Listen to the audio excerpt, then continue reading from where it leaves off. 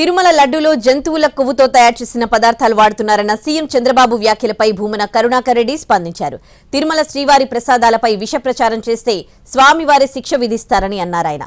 వెంకటేశ్వర స్వామిని రాజకీయ పావుగా వాడుకోవడం చంద్రబాబు మానుకోవాలని సూచించారు. జంతువుల కొవ్వును లడ్డూలో వాడుంటే వారిని స్వామివారే సర్వనాశనం చేస్తారని మండిపడ్డారు. ఇది 140 కోట్ల మంది హిందువుల మీద, వెంకటేశ్వర స్వామి మీద చేసిన ఆరోపణ అని విమర్శించారు. స్వామి పట్ల ఏమాత్రం భక్తి లేని నాన్ హిందువును అధికారిని నియమించారని పేర్కొన్నారు. ఆయన తప్పుడు నివేదిక చంద్రబాబుకు అందించారని భూమన విమర్శించారు.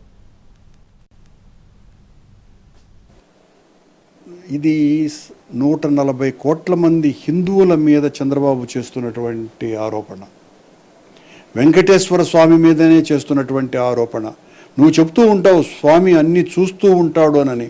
స్వామి అన్నీ చూస్తూ ఉండేటువంటి ఆ సాక్షాత్తు స్వయంభూ అయినటువంటి వెంకటేశ్వర స్వామి Chandigarh, Coimbatore, NCR and Bangalore, Jaipur, Ahmedabad, Raipur and Hyderabad.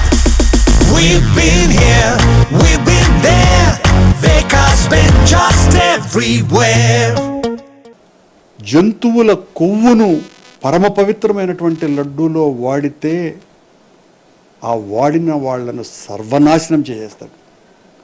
ఒకవేళ ఈ ఆరోపణ చేసినటువంటి వ్యక్తి చెప్పింది అబద్ధమైతే 100% వెంకటేశ్వర స్వామి ఆరోపణ చేసినటువంటి వ్యక్తి యొక్క కుటుంబాన్ని కూడా సర్వనాశనం చేస్తాడు. చంద్రబాబు నిన్న ఏ ఆరోపణ అయితే చేశాడో జంతువుల కొవ్వు ఉపయోగిస్తున్నాను అని, అంత సాహసం చేయగలిగేటువంటి నివేదిక ఇవ్వగలిగినటువంటి వాడు స్వామి పట్ల భక్తి ఏమాత్రము లేనటువంటి నాన్ హిందువు అయితేనే ఇవ్వగలడు. దీనికి విచారణ అధికారి ఈ విజిలెన్స్ కమిటీకి కరీముల్లా షరీఫ్ అనేటువంటి ఒక ముస్లిం. ఈ ముస్లింను ఉద్దేశపూర్వకంగానే వెంకటేశ్వర స్వామి పట్ల భక్తి లేనటువంటి నాన్ హిందువును చంద్రబాబు నాయుడు ఎంపిక చేసి ఆయనను విచారణ అధికారిగా నియమించి ఆయన ద్వారా ఇలాంటి నివేదికలే తెప్పించుకుంటాడు. దానికి కారణం చంద్రబాబు తన రాజకీయ పబ్బం కడుపుకోవటం కోసమని ఎంత నీచానికైనా దిగజారతాడు అని ఏదో కొత్తగా నేను చెప్పేటువంటి ఆరోపణ కాదు. గతమంతా కూడా ఆయన రక్తసిక్తమైనటువంటి అమానుష చరిత్ర అంతా కూడా అదే.